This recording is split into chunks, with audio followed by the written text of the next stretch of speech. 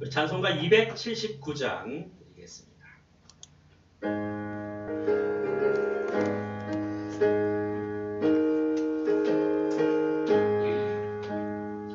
인내하신 곳에 주여 내가 위오니 죄인오라 하실 때에 날 부르소서. 주여 주여 내가 위오니 죄인오라 하실 때에 날 부르소서. 자비하신 보좌 앞에 엎드려 자복하고 회개하리 믿음 주소서. 주여 주여 내가 비오니 죄인오라 하실 때에 날 부르소서. 주의 공로 의지하여 주께 가오니 상한 마음을 고치시고 구원하소서. 주여 주여 내가 비오니 죄인오라 하실 때에 날 부르소서. 만복 그런 우리 주여 위로하소서. 우리 주와 같은 신이 어디 있을까. 주여 주여 내가 비오니 죄인오라 하실 때에 날 부르소서. 아멘. 함께 자리에서 일어나셔서 주께 엎드려 용대입니다. 일어나고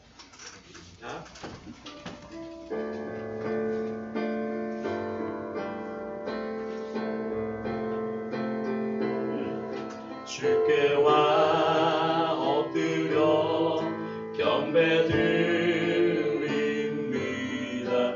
주 계신 곳엔 기쁨 가득. 누구와도 누구와도 바꿀 수 없네. 예배드림이 기쁨 됩니다. 사도신경으로 신앙을 고백합니다. 나는 전능하신 아버지 하나님 천지의 창조주를 믿습니다. 나는 그 유일하신 아들 우리 주 예수 그리스도를 믿습니다. 그는 성령으로 잉태되어 동정녀 마리아에게서 나시고 본디오 빌라도에게 고난을 받아 십자가에 못 박혀 죽으시고 장사된 지 사흘 만에 죽은 자 가운데서 다시 살아나셨으며 하늘에 오르시어 전능하신 아버지 하나님 우편에 앉아 계시다가 거기로부터 살아있는 자와 죽은 자를 심판하러 오십니다. 나는 성령을 믿으며 거룩한 공교회와 성도의 교제와 죄를 용서받는 것과 몸의 부활과 영생을 믿습니다. 아멘. 앉으셔서 찬송가 3장입니다.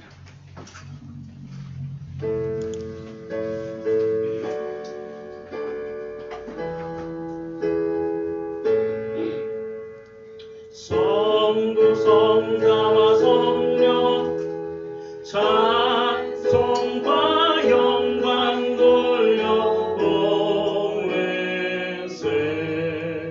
대초로 지금까지 또 영원 무궁토록 성삼위께 영광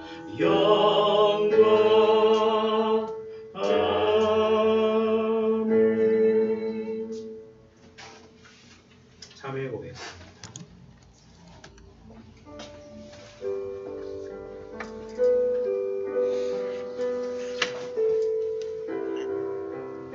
지난 한 주간 우리의 삶을 말씀 앞에 하나님 앞에 겸손하고 정직하게 내려놓습니다. 우리의 허물과 죄, 우리의 불신앙과 불순종들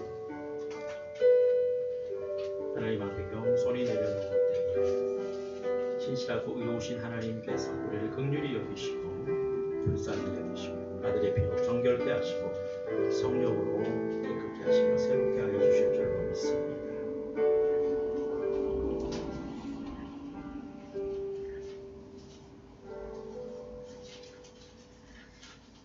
은혜와 긍휼이 풍성하신 하나님 감사합니다. 한 주간 우리의 삶을 주님 앞에 겸손히 고백하며 주님의 긍휼과 자비를 구하오는 주의 이 시간도 아비가 자식을 불쌍히 여긴가 주를 불쌍히 여기시고 우리의 모든 죄가를 숨기시며 우리 그리스도의 보혈로 정결케 하셔서 하나님을 기쁨으로 예배하는 예배자로 세워주시옵소서. 자비로우신 하나님 감사합니다.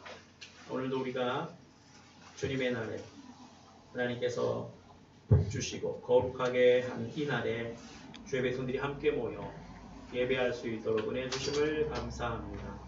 오늘 모인 주의 백성들의 심령 가운데 하나님이 예비하신 하늘의 은혜와 평강으로 충만케 하여 주시옵소서. 매주 돌아오는 주일을 우리가 지내면서 하나님 우리를 부르신 그 부르심, 거룩한 부르심 앞에 화답하며 살아갈 수 있도록 또 새롭게 우리의 모든 심령을 우리의 모든 삶을 새롭게 하는 은혜의 시간이 되게 하여 주시고 또 장차 올 완전하신 그 하나님의 나라를 소망하는 소망이 날로 새로워질 수 있도록 은혜 베풀어 주시옵소서. 여러가지 사정을 따라 함께하지 못한 주의 권속들이 있습니다. 주께서 권고하여 주시고 마음속에 믿음을 더하여 주셔서 함께 예배하며 하나님을 섬길 수 있도록 은총을 더하여 주시옵소서. 영혼보라의 자를 삼는 복된 사명을 온기쁨 교회를 통하여 이루어 가실 주님, 오늘도 우리의 심령 가운데 함께 하시고 예배하는 모든 주의 심령들 가운데 주의 생명의 말씀으로 역사하여 주시옵소서. 또 한 주간 또 다음 주는 부활주일로 이 한 주간 주님의 고난을 더 깊이 묵상하는 고난 주간으로 보내고자 합니다. 우리 하나님께서 함께하여 주시고 은혜 베풀어 주셔서 더욱더 주님께 더 가까이 나아가는 은혜의 방편이 되어질 수 있도록 역사하여 주시옵소서. 오늘도 모든 예배의 시동을 주님께 의탁하며 우리의 모든 마음과 전심을 다하여서 하나님을 예배하며 주의 음성을 듣고 새로워지는 복된 시간 될 수 있도록 성령 하나님 역사하여 주시옵소서. 모든 예배를 통하여 우리 하나님 홀로 영광을 받으시며 우리에게 크신 은혜로 역사하여 주시옵소서. 감사하고 예수님의 이름으로 기도드리옵나이다. 아멘.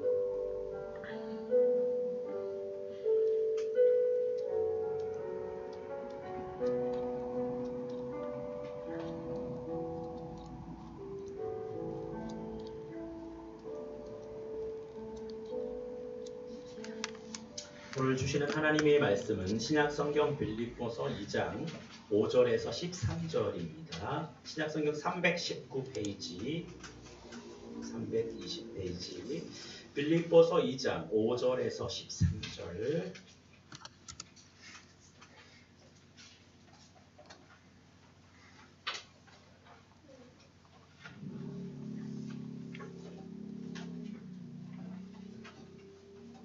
너희 안에 이 마음을 품으라. 곧 그리스도 예수의 마음이니 그는 근본 하나님의 본체시나 하나님과 동등됨을 취할 것으로 여기지 아니하시고 오히려 자기를 비워 종의 형체를 가지사 사람들과 같이 되셨고 사람의 모양으로 나타나사 자기를 낮추시고 죽기까지 복종하셨으니 곧 십자가에 죽으심이라. 이러므로 하나님이 그를 지극히 높여 모든 이름 위에 뛰어난 이름을 주사 하늘에 있는 자들과 땅에 있는 자들과 땅 아래에 있는 자들로 모든 무릎을 예수의 이름에 꿇게 하시고 모든 입으로 예수 그리스도를 주라 시인하여 하나님 아버지께 영광을 돌리게 하셨느니라.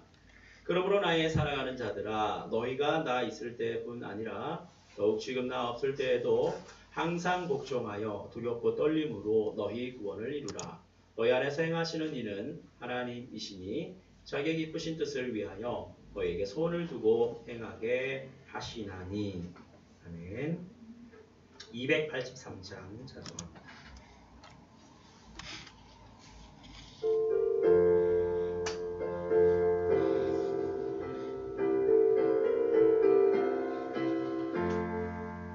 나 속죄함을 받은 한없는 기쁨 다 헤아릴 수 없어서 늘 찬송합니다. 나 속죄받은 후 주를 찬미하겠네. 나 속죄받은 후 주의 이름 찬미하겠네. 나 속죄함을 받은 후 내 마음이 새로워 주 뜻을 준행하면서 죄 기울버리네. 나 속죄받은 후 주를 찬미하겠네. 나 속죄받은 후 주의 이름 찬미하겠네. 나 속죄함을 받은 후 성령이 오셔서 하나님 것을 곧 증언합니다. 나 속죄받은 후 주를 찬미하겠네. 나 속죄받은 후 주의 이름 찬미하겠네. 나 속죄함을 받은 후 보혈의 공로로 내 주의 은혜 입으니 늘 평안합니다. 나 속죄받은 후 주를 찬미하겠네. 나 속죄받은 후 주의 이름 찬미하겠네.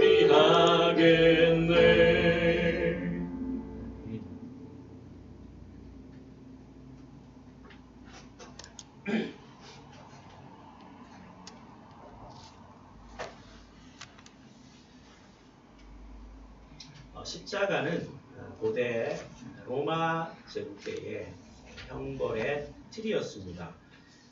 고대 로마가 한창 세력을 앞세워 나가던 그때, 지금부터 2000년 전이죠. BC 73년에 로마 제국 가운데서 노예들이 반란을 일으키게 됩니다. 로마 제국의 노예들의 반란은 1세기에도 있었지만 2세기에, BC 2세기에도 두 차례 130년경 또 105년경 있었습니다. 그런데 그것보다 이 세 번째인 BC 73년경에 일어난 스파르타쿠스라는 한 검투사가 주도해서 일으킨 그 노예단은 가히 전쟁이었습니다. 그래서 온 로마 제국을 공포에 떨게 했습니다. 검투사 여러분, 글래디에이터나 이런 영화들, 관련된 영화들을, 역사물을 다루는 영화들을 보면 굉장히 끔찍하고 잔인합니다. 근데 그게 오락거리였어요. 우리는 TV에서 뭘 봅니까? 뭐 스포츠. 우리 시대에 좀 잔인한 스포츠는 뭐예요? 그래도 기본적인 또 글러브를 끼고 하는 격투기. 거기서도 피가 낭자하긴 하는데 적정한 룰이 있습니다. 그리고 절대 생명의 위협을 가하는 일은 절대 있어서는 안 되는 거죠. 그래서 심판이 있어서 이렇게 말리기도 합니다. 그런데 그 당시에 검투사들의 생은 한마디로 인간이 아니었어요. 노예였기 때문에 그들은 광분한 그 로마 시민들의 볼거리로서 그 원형 경기장에 딱 들어서면 평소에 함께 훈련하던 그 동료와 이제 맞붙게 되지 않습니까? 어떻게 돼요? 둘 중에 하나는 상대방의 칼에 죽어야 되는 거예요.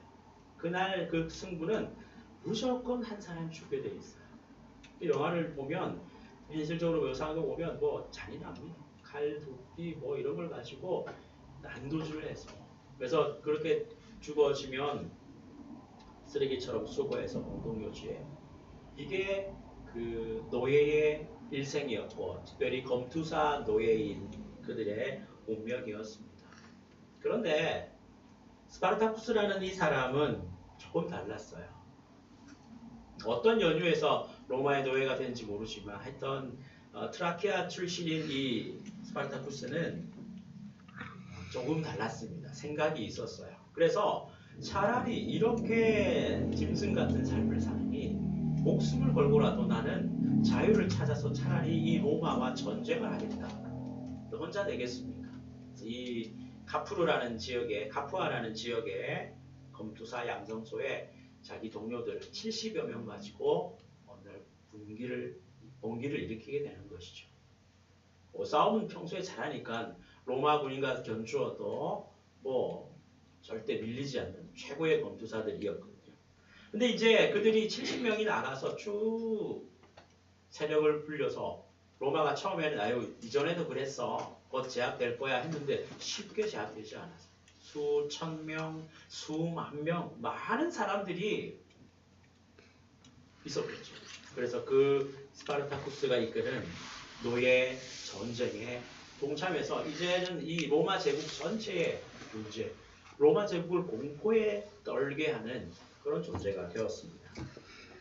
뭐 자세한 얘기들은 우리가 넘어가고 결론적으로 어떻게 될까요? 결국은 거대한 로마 제국에 의해서 3년 만에 이 노예의 전쟁은 진압이 되곤 하죠. 스파르타쿠스도 장렬하게 죽음을 맞이하고 6,000명이라는 그 검투사 노예들이 잡히게 돼요. 자, 이들이 어떻게 됐을까요? 로마는 너무나 끔찍했습니다. 야, 이렇게 될 수도 있겠구나. 와, 이거 정말 위태할 뻔했다라는 경각심을 가지고 또 로마에 감히 대항을 하다니 이런 분노를 가지고 6,000명의 검투사 노예들을 어떻게 했을까요? 다 십자가에 못 박았습니다. 예수님이 십자가에 처형을 당하셨는데 그 십자가는 바로 이런 맥락에서의 십자가입니다. 로마 제국의 분노 그리고 이 일은 절대로 일어나서는 안 된다. 로마의 정치가 키케로는 우리 로마 시민에게 십자가라는 말도 꺼내지 마라. 로마 시민에게는 십자가형의 죽음이 없을 뿐더러 그걸 말도 꺼내지 말고 생각도 아예 하지 마라 할 정도로 무시무시한 것이 십자가였고 그 6,000명의 검투사 노예를 일일이 못을 다 십자가에 못 박아서 어떻게 했을까요? 카푸아라는 그 원산이 일어난 그 양성소가 있는 거기에서 수도인 로마까지 쭉 그 길을 따라서 6,000명을 십자가에 못 박아서 세워놓았습니다. 사람들이 볼 때 얼마나 끔찍했겠습니까? 그들의 시체는 새들의 먹이가 되었겠죠. 그게 십자가입니다. 예수님이 우리를 위하여 지신 십자가 바로 그런 거예요. 로마가 혐오하고 로마가 두려워했던 그것을 경고하기 위해 주어진 게 십자가였는데 그러면 왜 하나님은 예수님이 이 땅에 오셔서 죽으실 때 하필 십자가여야 하느냐. 십자가라는 이 끔찍한 틀이 있는 그 시대에 우리 예수님 오셔서 그렇게 달려 죽으셨을까. 오늘 본문 말씀에 8절에 사람의 모양으로 나타나사 자기를 낮추시고 죽기까지 복종하셨으니 하나님을 향한 예수님의 철저한 순종이 나타난 그 결과가 곧 십자가의 죽으심이다 라고 말하고 있습니다. 그래서 이 십자가는 우리를 향한 하나님의 진노를 정확하게 표현해 주는 십자가형이라고 할 수 있어요. 예수님이 십자가에 달려 죽으셨지만 사실은 그것은 예수님이 죄가 있어서가 아니라 우리의 모든 죄를 짊어지셨기 때문에 예수님은 그 십자가에 달릴 수밖에 없었다는 거예요. 우리가 예수님의 십자가를 볼 때마다 이 죄라는 것은 정말로 심각한 것이구나.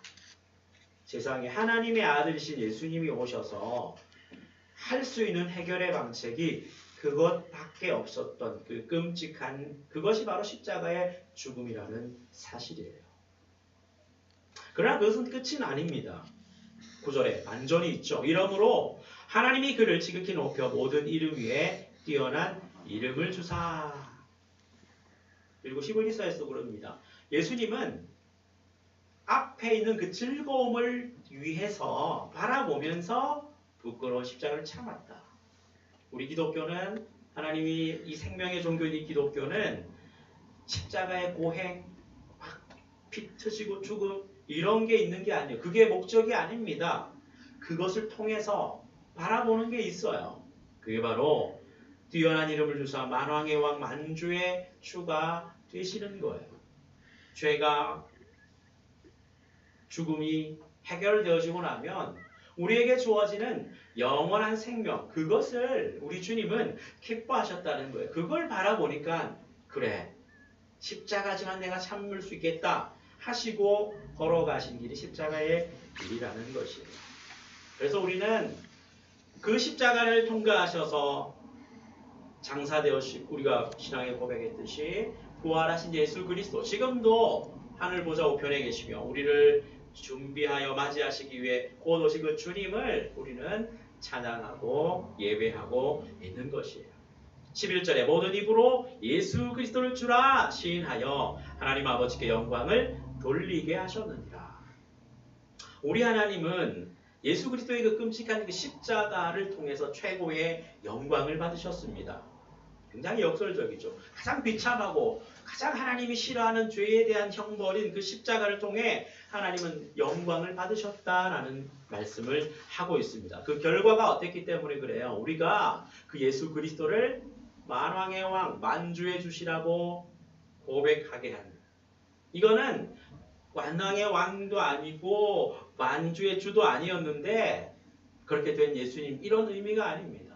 만왕의 왕이시고 만주의 주이신 예수 그리스도를 몰라보던 우리가 그 십자가를 통해서 죄가 해결되어지고 그 십자가를 통해서 하나님과 우리 사이를 갈라놓았던 그 죄의 담이 다 허물어지고 하나님과 우리가 화목하게 됨으로 인하여 우리 입에서 우리가 무릎 꿇고 기뻐하며 감사하며 고백하는 그 고백이 예수는 그리스도시요 주는 그리스도시요 살아계신 하나님의 아들이십니다. 우리의 신앙 고백을 하나님은 기뻐하신다는 말씀입니다. 이것이 구원이에요. 우리가 오늘은 종려주일이고요. 종려주일은 예수님께서 마지막 생애 일주일, 이 땅 지상의 일주일을 준비하면서 예루살렘으로 나귀를 타고 입성하십니다. 사람들이 난리가 났어요. 이야, 이제 로마 제국쯤이야. 물러가라. 예수라는 왕이 새로 됐기 때문에 우리는 뭐 할 수 있다 하면서 사람들이 예수님을 웰컴하던 소리 지르며 호산나 다윗의 자손이여 찬양하던 정치적인 메시아로서의 다윗 왕을 잇는 다윗 왕을 능가할 위대한 유대 제국의 로마 제국을 물리치고 할 그런 정치적인 리더를 환호했던 것입니다. 그러나 예수님은 전혀 달랐죠. 이 땅에 있는 나라가 아니라 보이는 나라는 내 나라가 아니다. 빌라도 앞에서 예수님이 말씀하셨습니다. 야, 너 유대인이 왕이라며? 빌라도가 물었습니다. 예수님이 말씀하셨습니다. 나는 왕이지만 내 나라는 눈에 보이는 이것이 아니다. 나의 나라는 따로 있다. 라고 말씀하셨어요. 그 나라의 왕이다. 그 나라는 영원한 나라, 인간이 세우지 아니한 나라, 하나님의 나라를 말씀하는 것이었어요. 예수님은 그런 나라를 우리에게 주시기 위해서 십자가로 나아가고 계셨습니다. 저와 여러분은 이런 예수님의 구원의 값진 은혜, 구속의 값진 은혜, 속량이라고 그러죠. 어려운 한자 말인데 속량, 값을 주고 사는 거예요. 우리가 죽음과 죄의 노예가 되었습니다. 마귀에게 속한 그런 존재였어요. 마치 스파르타쿠스처럼 그들은 사람이 아니에요. 사람이지만 인격 취급을 받지 못했기 때문에 물건이었습니다. 그러니까 싸우다 둘 중 하나 죽어도 아무런 죄책감이 없이 그것을 바라보지 않았겠습니다. 그런 우리를 구속, 값을 주고 속량했습니다. 그래서 얼마를 냈어야 됐냐? 바로 하나님의 독생자 예수 그리스도의 생명의 값을 내었습니다. 위대한 값을 치르고 다시 사온 하나님의 새 사람으로 그리스도 안에 있는 누구든지 그리스도 안에 있는 자는 새로운 피조물이라 하는 그 새로운 피조물로 저와 여러분을 구속하신 것입니다. 이것이 하나님의 놀라운 은혜요 사랑입니다. 이것이 오늘 종려주일, 그리고 다음 부활주일, 그리고 그 사이에 있는 고난주간에 우리가 머물러 있는 시간들의 의미라는 것이에요. 자, 오늘의 말씀의 제목은 구원을 이루는 삶이다 라고 했는데 구원이 어떤 것이냐 하는 것을 한번 생각해보고 구원을 이루는 삶이란 과연 무엇인가 오늘 말씀을 통해서 함께 나누기를 원합니다. 여러분은 구원을 받으셨습니까? 누군가가 여러분에게 당신은 구원 받았습니까? 라고 묻는다면 여러분 어떻게 대답하실 수가 있겠습니까? 네, 저는 구원을 받았습니다. 이렇게 확실하게 대답하실 수 있습니까? 네, 그렇습니다. 그런 구원을 받고 안 받고의 문제와 구원을 받았음을 알고 있는 것과 희미한 것은 또 다른 차원이에요. 구원을 안 받았는데 구원 받았다고 착각할 수 있고 구원을 받았지만 하나님과의 관계에서 구원에 대해서 확신이 없을 수도 있어요. 전자는 구원이 없어요. 확신만 있지. 후자는 확신은 없지만 구원받은 하나님의 백성일 수 있는 것이 신앙의 세계입니다.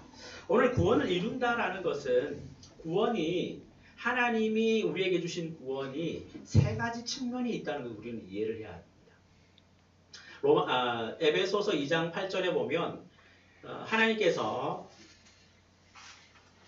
이건 다 거의 다 암송하고 있는 말씀인데요. 너희는 그 은혜에 의하여 믿음으로 말미암아 구원을 받았으니 은혜에 의하여 믿음으로 말미암아 뭘 받았다고요? 구원을 받았다. 그러니까 구원 받았습니까? 라고 물을 때에 네 저는 구원을 받았습니다. 라고 여러분이 고백할 때 그 고백은 어떤 의미냐면요.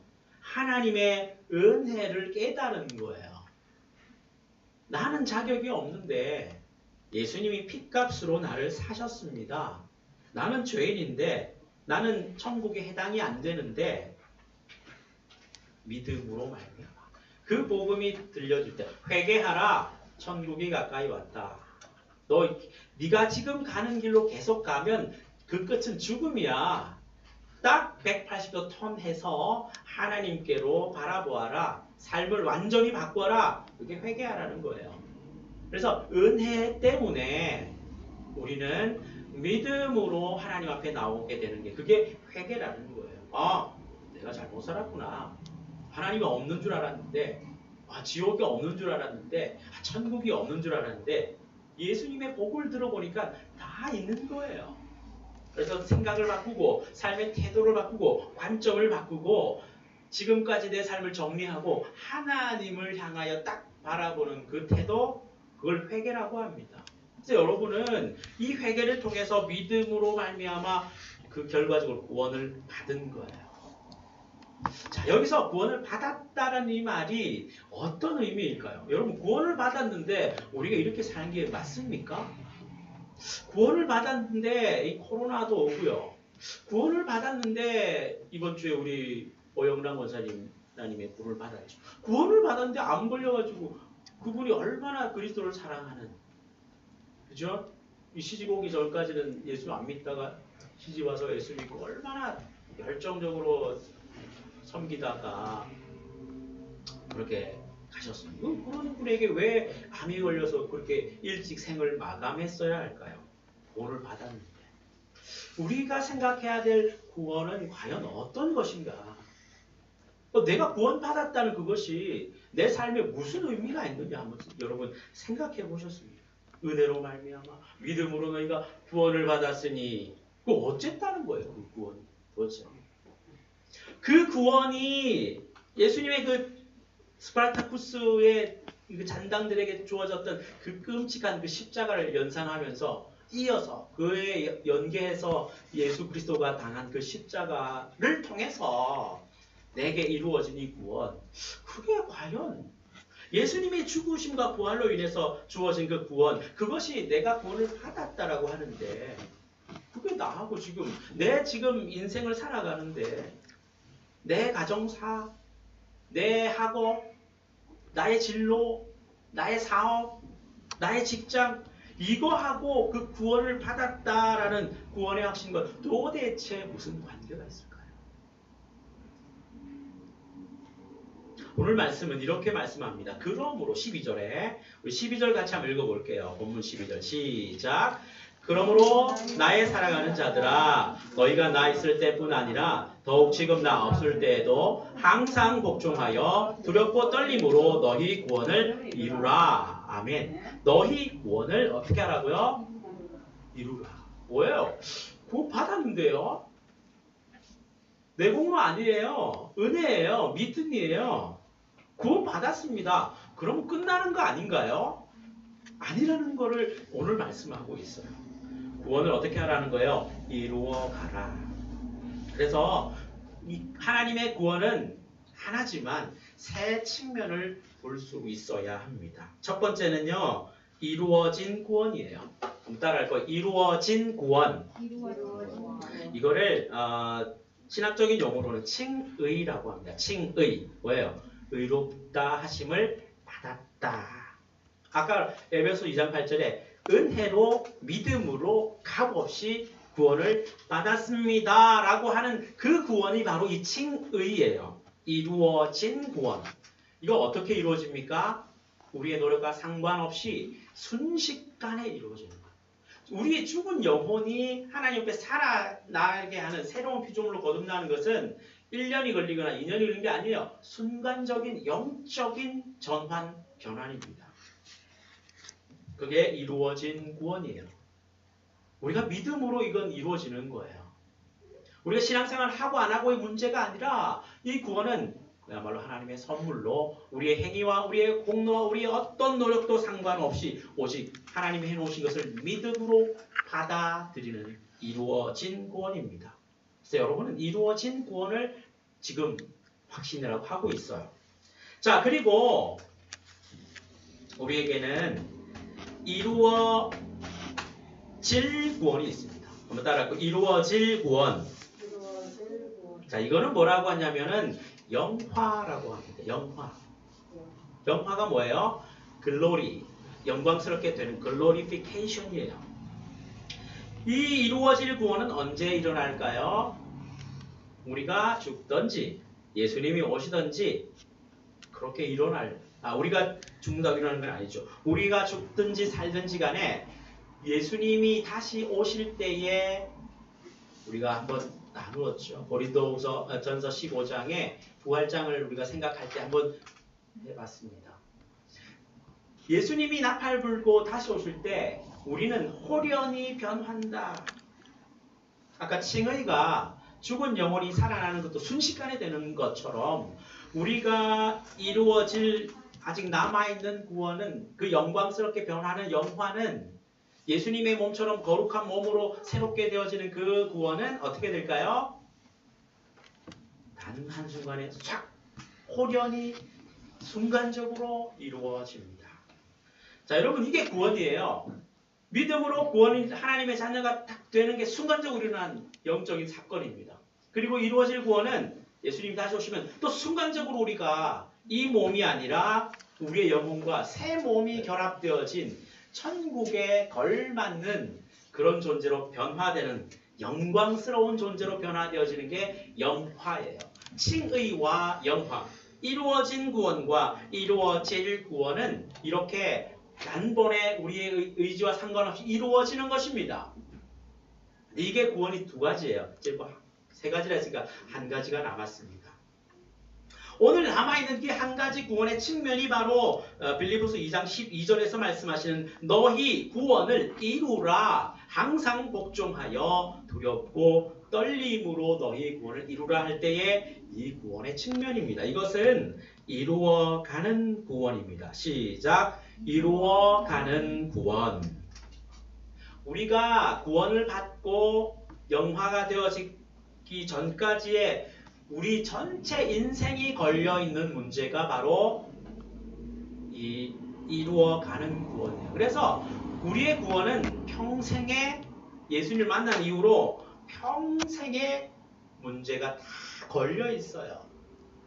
우리의 구원은 주일날 예배 드릴 때만 되는 게 아니에요. 우리의 구원은 월요일부터 토요일까지의 모든 삶을 다 포함한 전방위적인 구원입니다.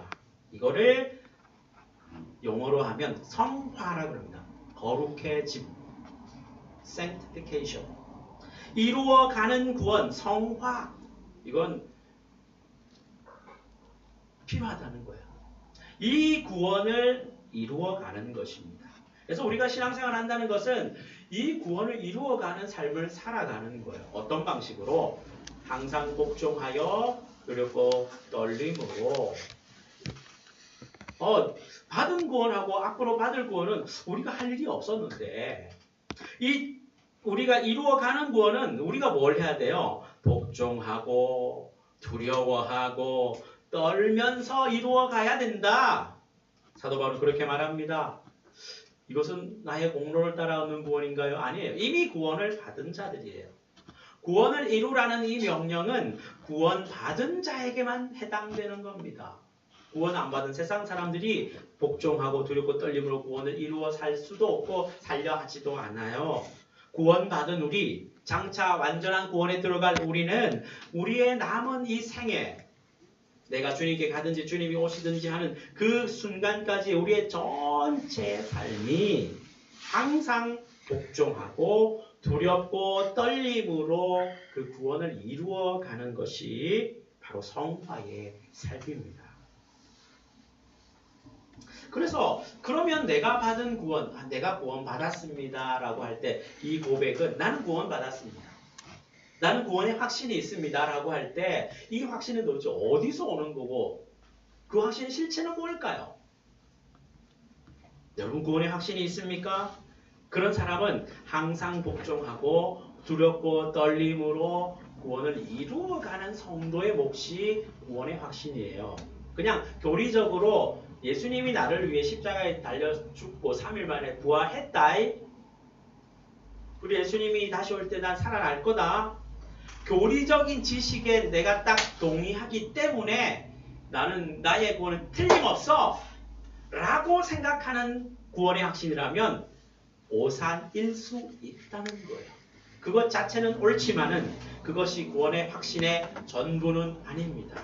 진정한 구원의 확신은 항상 복종하여 두렵고 떨림으로 내가 받은 구원 그리고 앞으로 받을 그 영화된 그 구원을 향해서 한 걸음 한 걸음 우리의 전 인생을 걸고 그 구원을 이루어가는 자에게 주어지는 복이 구원의 확신입니다.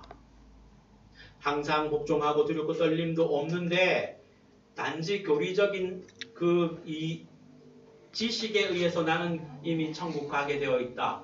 그런 메마른 교리적인 구원은 성경에 없습니다. 하나님은 인격의 하나님이세요. 도대체 우리가 구원받을 때 내가 아무것도 한 게 없고 우리가 영광스럽게 예수님의 몸처럼 변화될 것 때도 내가 아무것도 할 게 없는 이 두 개의 놀라운 이 구원 안에 하나님은 우리의 전 인생을 걸쳐서 날마다 구원하고 계세요.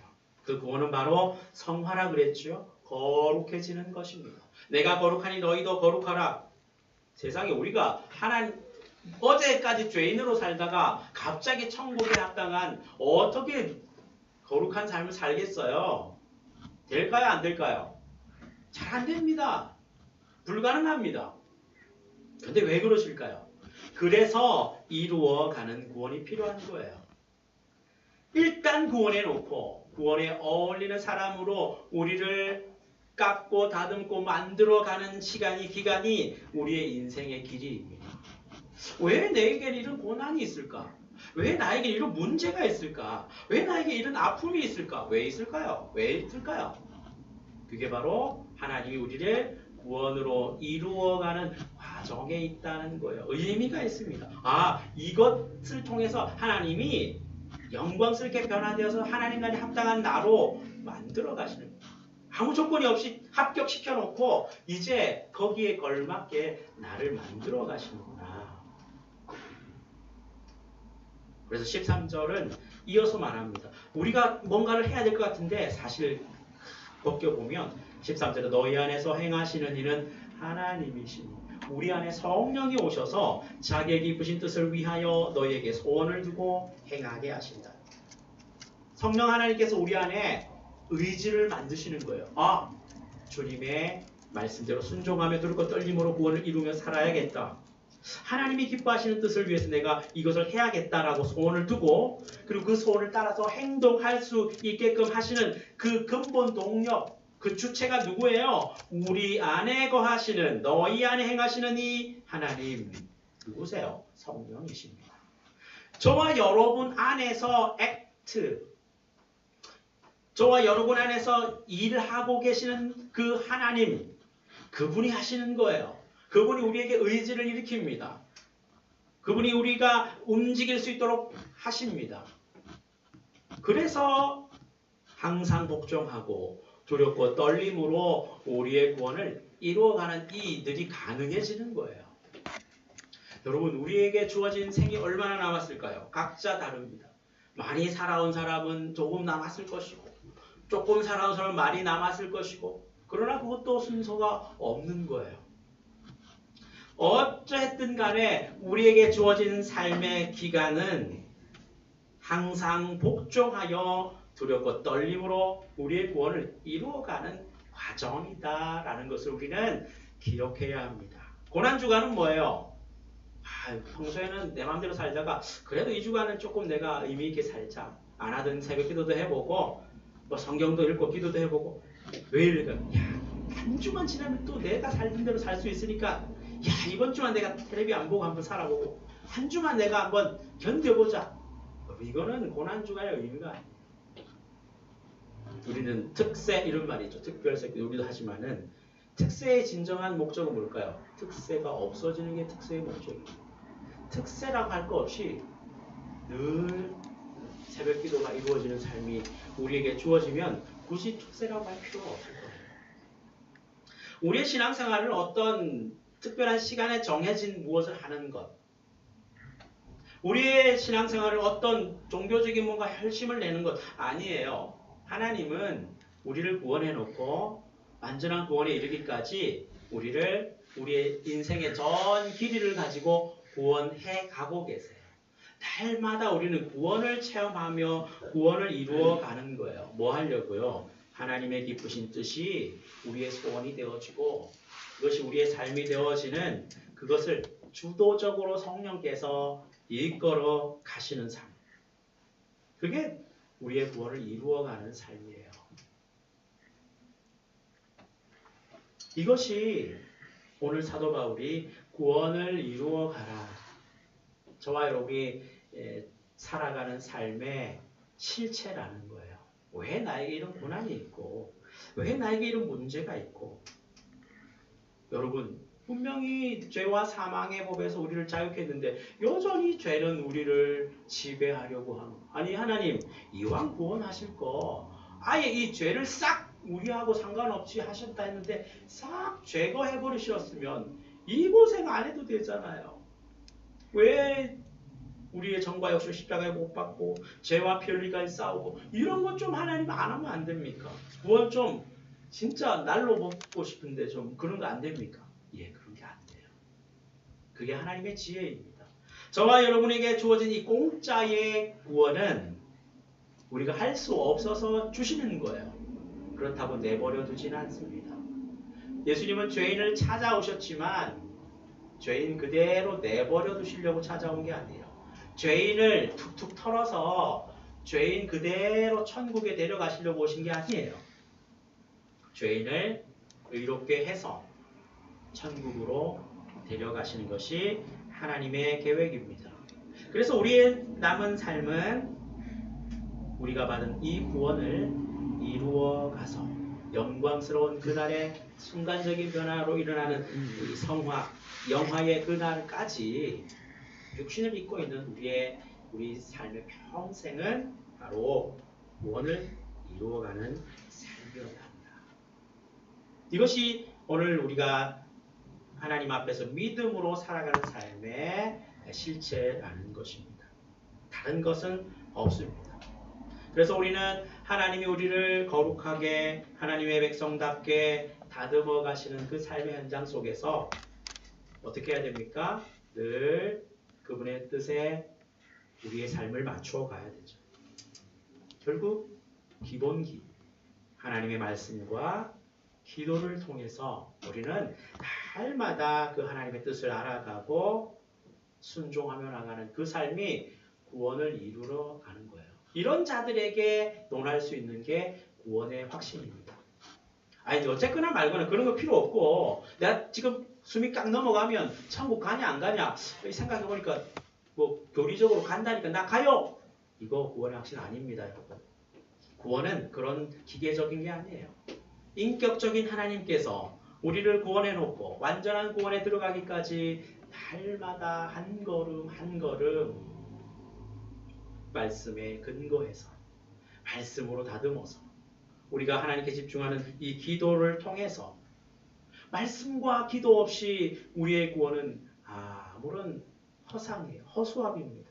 말씀과 기도가 없는데 순종이 없고 두렵고 떨림으로 하나님을 바라보는 이런 삶이 없는데 그게 무슨 구원입니다.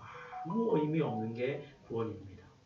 참된 구원은 우리에게 이루어진 이 놀라운 은혜로 말미암아 날마다 복종하며 항상 복종하며 두렵고 떨리고 하나님을 경외하는 마음으로 내가 거룩하니 너희도 거룩하라는 이 말씀에 의지하여서 내가 할 수 없는데 내 안에 성령이 오셔서 주도적으로 이끌어 가실 때 하나님 제가 순종하며 나가겠습니다. 나의 의지, 나의 생각, 나의 움직임 하나님께서 이끄시는 대로 순종하겠습니다. 이런 결단을 가지고 날마다 구원을 이루어가는 저와 여러분 될 수 있기를 주님의 이름으로 축원합니다. 하나님 아버지 감사합니다. 우리가 할 수 없는 일, 우리의 죄값을 치러내는 놀라운 속량 구속의 은혜 주심을 감사합니다.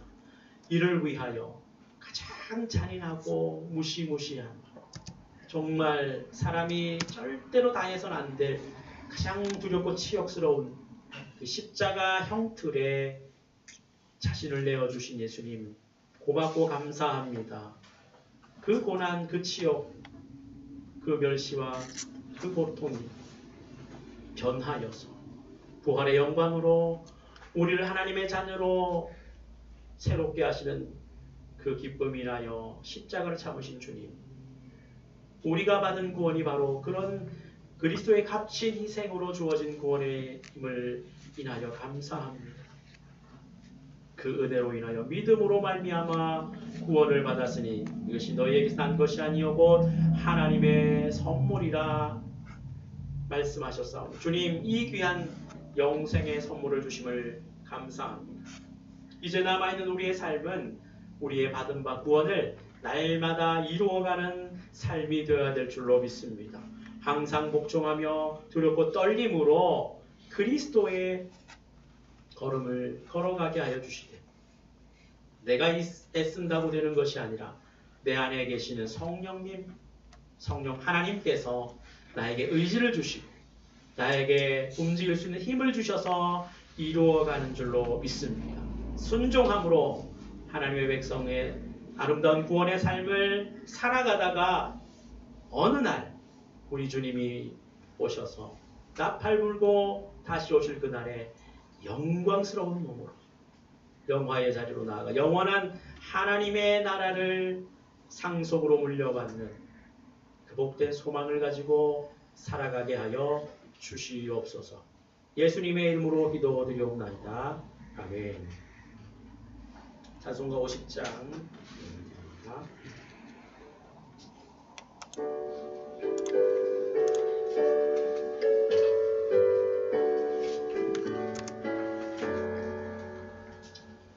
내게 있는 모든 것을 아낌없이 드리는 사랑하고 의지하며 주만 따라 살리라. 주께 드리네 주께 드리네 사랑하는 그 주 앞에 모두 드리네. 내게 있는 모든 것을 겸손하게 드리네. 세상 욕심 멀리하니 나를 받아 주소서. 주께 드리네 주께 드리네 사랑하는 그 주 앞에 모두 드리네. 내게 있는 모든 것을 주를 위해 드리네. 주의 성령 충만하게 내게 내려 주소서. 주께 드리네 주께 드리네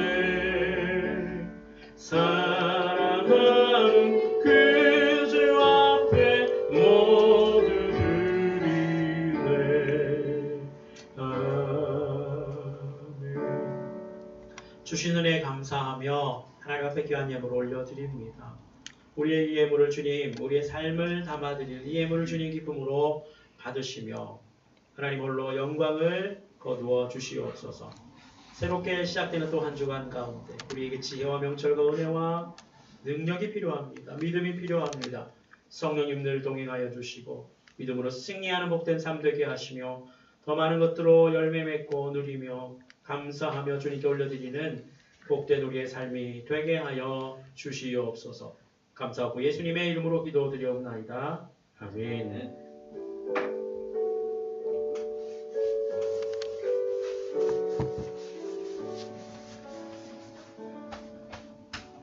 네, 오늘은 종려주일이고요. 다음 주가 부활절입니다. 그래서 이번 한 주간 고난주간인데요. 특별 새벽 기도에 평소에는 5시 반 시간, 이제 6시, 월요일부터 토요일까지 본당에서 특별 새벽 기도가 있습니다. 의지와 또 결단을 가지고 참석해서 하는 은혜를 나누면 좋겠습니다. 성경 통독은 이제 마지막 어제까지 이제 구약이 됐고요. 오늘부터 이제 남은 다음 주일까지는 신약이 이제 통독이 될 겁니다. 끝까지 잘 마무리하면 좋겠습니다. 네, 우리 일어나셔서 야곱의 축복 찬양하겠습니다.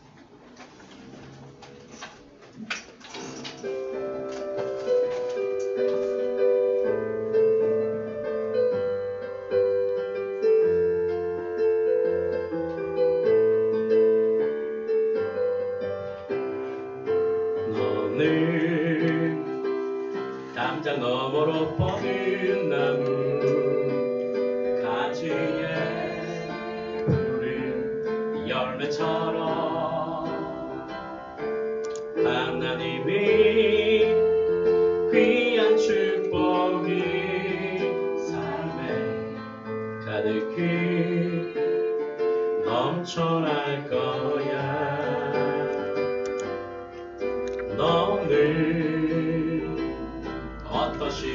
능력과 권능이 이겨내가 날 가리소.